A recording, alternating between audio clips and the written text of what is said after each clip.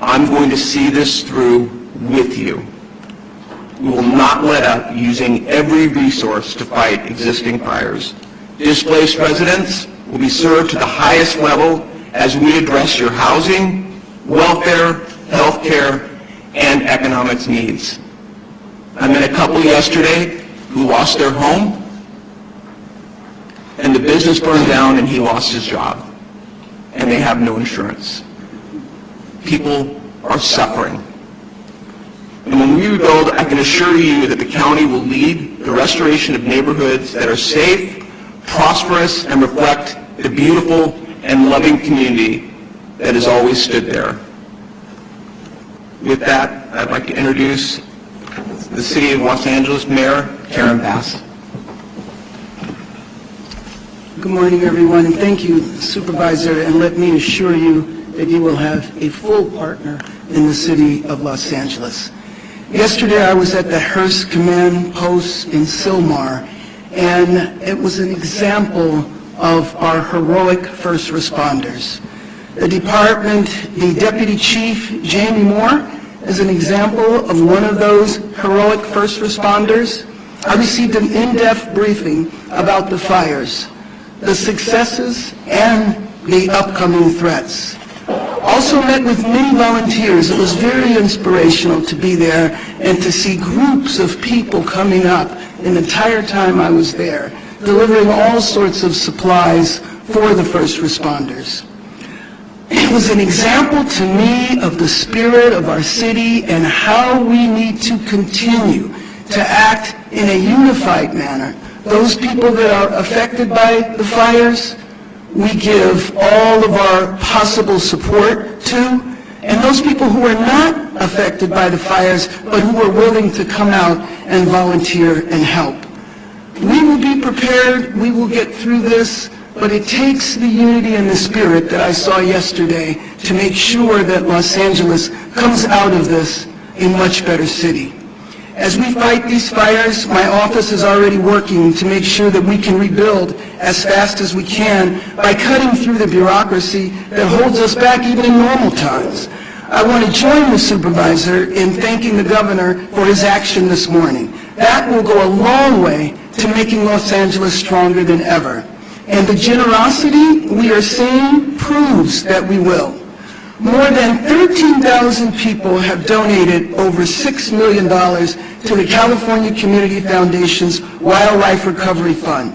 Please join them in supporting the most vulnerable people affected by the fire at calfund.org. Also support the Los Angeles Fire Department Foundation at supportlafd.org. Let me thank every Los Angeles firefighter and the thousands of firefighters from across the state, the nation, and even the world. People are coming from everywhere to help us and make sure that we are ready for the days ahead. So to them, I want to say thank you. For Angelenos impacted by the firestorm and for Angelenos looking to help, the city has created an online hub at lacity.gov to create a single place for people to go for assistance or to find ways to help our community. This includes evacuation zones, FEMA support, resources for small businesses, and more. In the upcoming days, you will see as we continue to fight the fires, prepare for what is to come this week, but we will also prepare for our recovery. Thank you.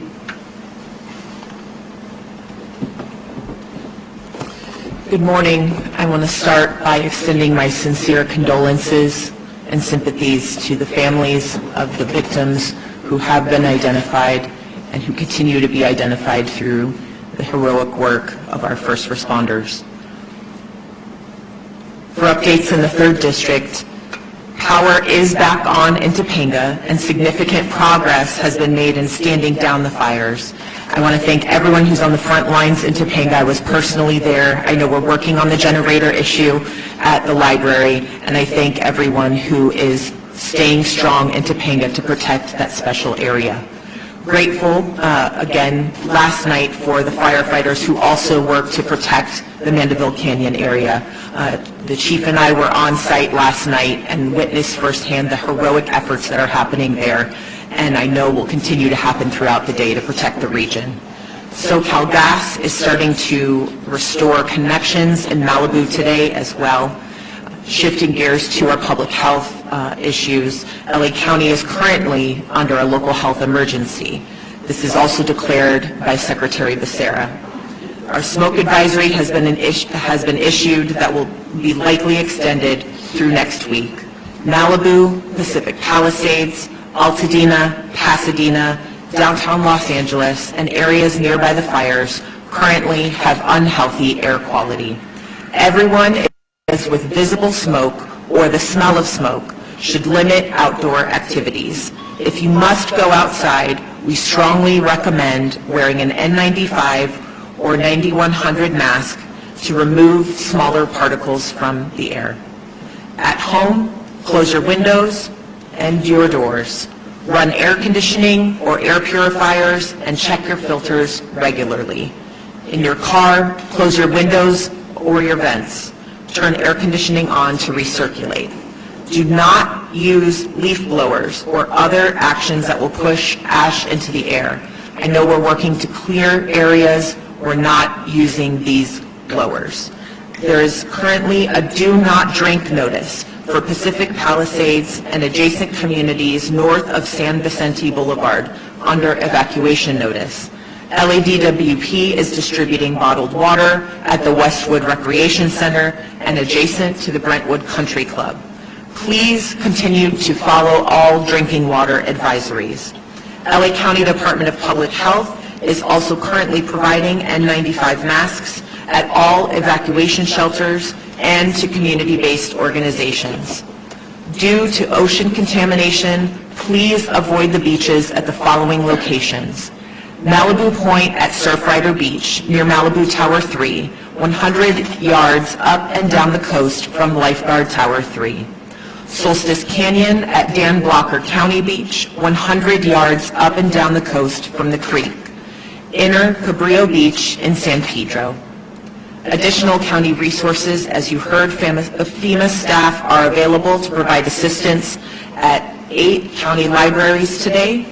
We also are providing additional mental health support, and you're able to call 800-854-7771. For more information, continue to check emergency.lacounty.gov for the latest updates and resources. I want to echo my thanks to the governor for his swift action, as well as to the president and vice president of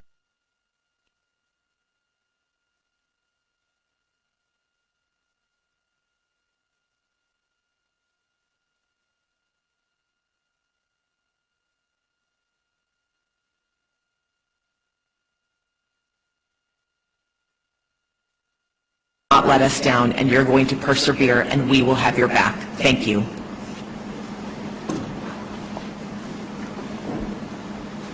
Good morning, Helen Chavez, Communications Director. For Board Chair, Catherine Barger. Chair Barger recognizes and thanks the following elected representatives for joining us this morning and for their ongoing support during this emergency. Assembly Member Jessica Caloza and Senator Maria Elena Durazo. We will now transition to the question and answer portion of our press conference. When you are called upon, please announce your name and the media outlet that you are with. You can raise your hands if you want to be called on. Anybody have a question?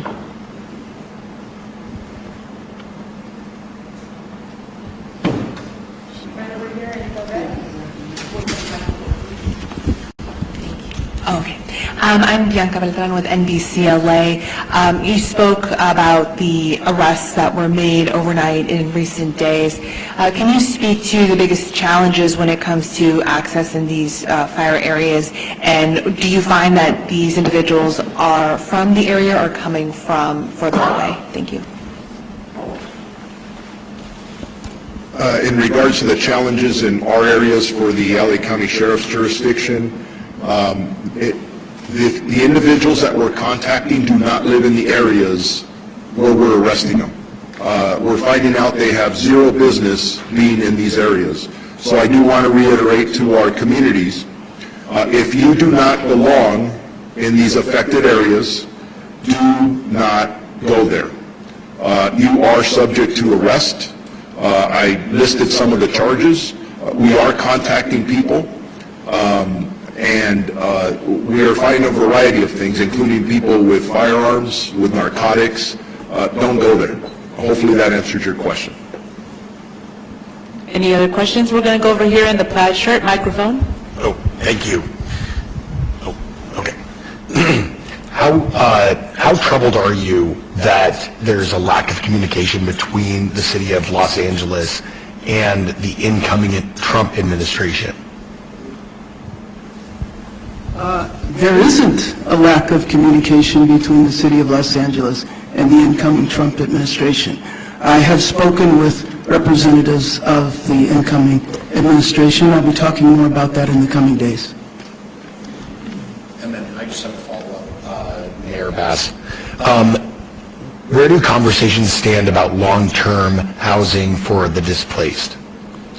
Well, you will hear more from us this week in terms of moving into the recovery phase. There's a lot of things that we need to do, but one of the things that we're looking at, and you know, something I've been working on for a long time in terms of expediting the process, but given this emergency, looking back at efforts that had taken place in the past and how we move full stream ahead, this is where I was saying that we're going to be lockstep with the county because we need to cut through the red tape that has always been a problem. But now it's over. We absolutely have to get past this and get the rebuilding going as fast as possible. Thank you, Mayor Bass. Any other questions? We're going to go right here in the middle. Name and media outlet. Hi, this is Kirsten with KCAL News. On the missing people, I understand there was the Family Assistance Center that was opened in Pasadena. Is that still open? And I mean, how many are you talking about that are still unaccounted for?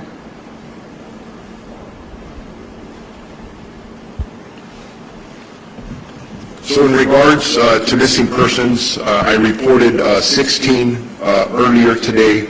I want to make sure that anybody who believes their family members are missing, that they do contact us, at least at the Sheriff's Department in our county areas, and then we do have the Family Assistance Center so they can go there to report them or ask any questions that they may have. But it is critical that we are aware of these situations, and when I talk about reconciling numbers, hour by the hour the numbers increase. Sometimes they decrease because people are being found.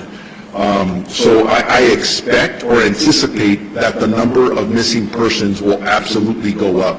But if there's a doubt in anybody's mind, please, that's what we're here for. Please contact us right away, and we'll guide you through the process so it's easier for you, because very difficult circumstances that we're all under right now.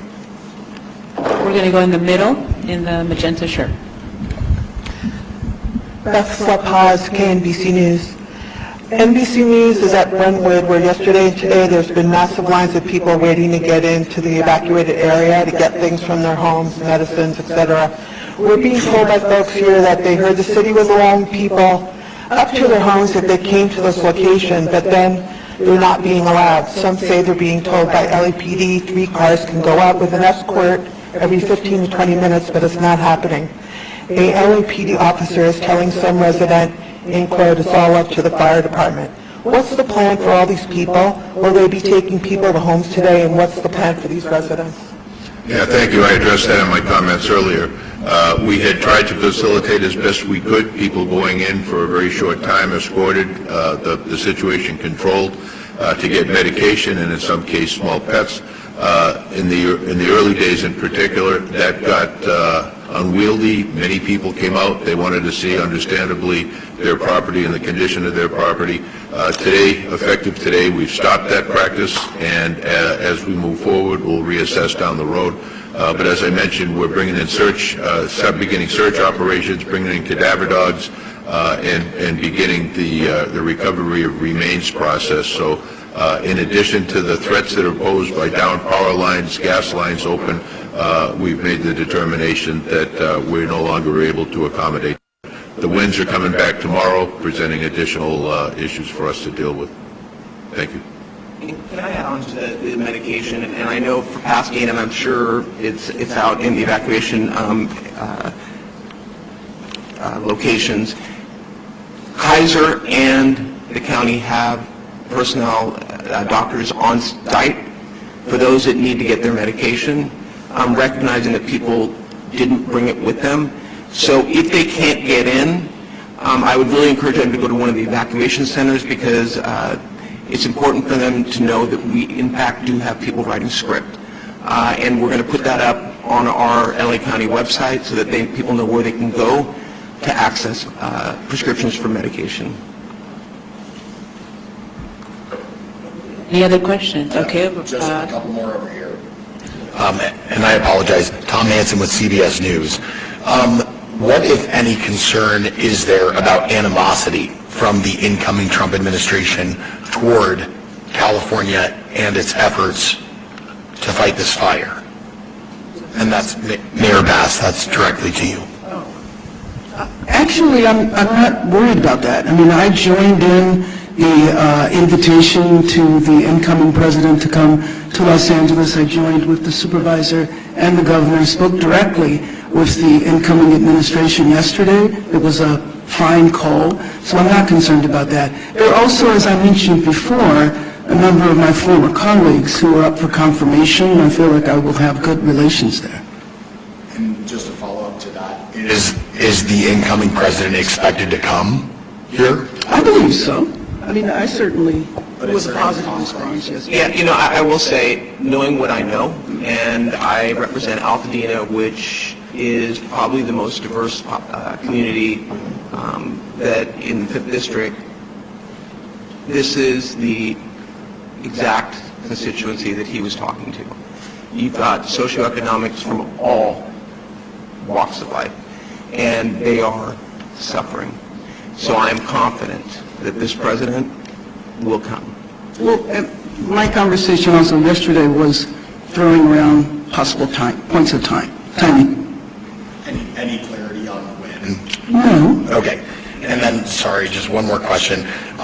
So we are expecting severe gusts of wind in the coming days. Is the city prepared regarding fire hydrants and water pressure? I believe the city is prepared. I'm going to receive reports in a couple of hours from a couple of the other city departments, and Chief, if you want to expand on that. Thank you. Thank you. We had I'm sorry, Chief. Any other comments? Okay, thank you, and go ahead. Over Could you clarify the total death count related to the wildfires? And if I could also clarification or guidance from the health departments regarding the air quality for residents. Thank you. I can confer for the Los Angeles County jurisdictional areas that we are at 14 deaths. That's 11 in the Eaton area and 3 in the Palisades area. But that's just for Los Angeles County. Los Angeles would have different numbers, and the city of Pasadena may have different numbers as well. I would say that the best source for that is the LA County Coroner's Office, because they encompass the entire county of Los Angeles, including the jurisdictions I just mentioned. Anish Mahajan, Chief Deputy Director, LA County Public Health. The air quality is improving as we have seen the smoke lessen with the better containment of the fires. At this time, the South Coast Air Quality Management Division is indicating a smoke advisory specifically in those areas close to the fires in the northwest component of the county. County residents should continue to monitor the air quality index, the AQI levels, wherever they are, but we are seeing improved AQI numbers. And so we encourage residents who are closest to the fire, who are smelling smoke or seeing it, who have the AQI levels in the unhealthy zones, to be using masks when they're outside. Any other questions? All right. Thank you so much. Oh, we have, oh, sorry, I'm blocked. Go ahead. Simon Bowie, CBS Network News. Just clarity on the discussions with the incoming administration about a visit or communication regarding this disaster. Just to be clear, has Mayor Bass, have you or you, Supervisor Barga, or has anyone in the governor's office actually had a conversation with the president-elect since this disaster has happened? He's been on social media making lots of comments. I have not had a conversation directly with the incoming president. So it's only been with this administration, not with him? And Supervisor, same thing, same question to you. I sent my letter yesterday. I'll be following up today. We have been in discussions similar to what Mayor Bass said with high-ranking people within the incoming administration. Obviously, it's a work in progress, but there is no question in my mind that we will be touching base with him. The sitting president was here earlier this week.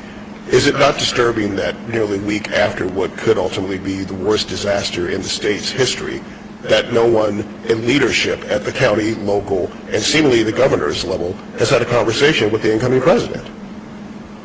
Well, given the fact that the administration is being put together, I don't necessarily agree with you on that. I have another question about the forecast for next week. The forecast going Monday night into Tuesday is calling for winds up to 75 miles or higher. Looking at preemption, are the hydrants working again in the Palisades specifically, question one? Question two, are water trucks going to be displaced throughout the county and the city preemptively? And also, has there been any conversation, or maybe they're already happening, preemptive frost check drops on areas where homes are right next to very wooded areas, or like, we had Mandeville Canyon the other day, while we have cooperative wind conditions? Is that stuff being done? I'm just curious. Yeah, good morning. I could address the water truck or water tender situation here in LA County. I haven't explained before that on Wednesday, CAL FIRE, after coordination with LA County Fire Department, did request 70 water tenders to come into the area for our multiple fires. They have arrived. We have lots of incident water tenders available to us. All of the reports that I've received is that the LA County water system is ready and it will be prepared to assist us in fighting a wildland fire. Your concerns with the frost check drops, CAL FIRE and our federal partners who drop fire retardant only use products that are qualified and on a list. So we're not dropping any products here in LA County that aren't approved. I believe that the use of retardant is safe and it's effective. I know that there's been some social media postings that it is not. I consider that the sinister side of social media, where they're trying to divide us, and we've seen that already. But everything we're doing is approved, it's appropriate, it's efficient, and it's effective. But we are prepared for the upcoming wind event. Chief Crowley? Chief Crowley, any comment from you?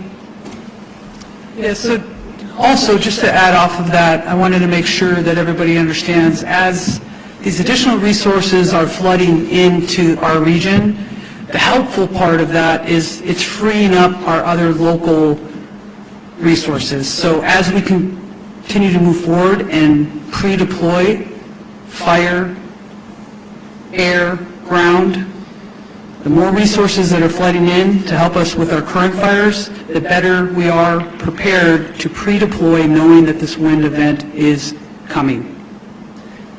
I just wanted to add that on top of what Chief Maroney said.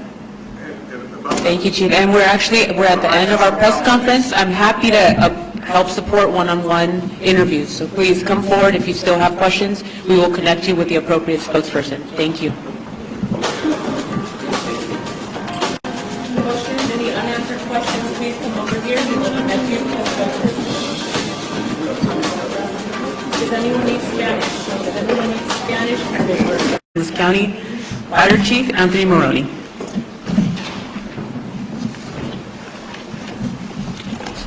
So good morning. The Eaton Fire is now estimated to be 14,117 acres with 27% containment. We know that over 7,000 structures are damaged or destroyed. And we have 3,155 firefighting personnel assigned to the incident. 16% of our damage inspections for dwellings have been completed. And we're working on a process to allow residents in the affected areas to be able to go online to view their home if it has been damaged or destroyed. We know that elevated critical fire weather conditions will continue through Wednesday. The Los Angeles County Fire Department is prepared. These winds, combined with low relative humidities and low fuel moistures, will keep the fire threat in Los Angeles County very high. I asked our county residents in wildfire-prone areas to understand that the necessary public safety power shutoffs are important for our collective safety in preventing the next wildfire natural disaster. I would like to express my gratitude to the Los Angeles County Board Chair, Supervisor Catherine Barger, and Supervisor Lindsay Horvath for their leadership and unwavering support of our residents, my fire department, and me as fire chief. To our first responders battling these wildfires, thank you for your relentless and fearless dedication in protecting residents and property throughout this great county. And finally, to all LA County residents, please be assured that we will continue to battle these wildfires from the air and on the ground until they are fully contained. We stand alongside all of you as we begin repopulation of evacuated areas, establishment of disaster recovery centers, and the rebuilding of your homes, your communities, and your lives. I would now like to introduce my trusted partner in public safety, LA City Fire Chief Kristen Crowley.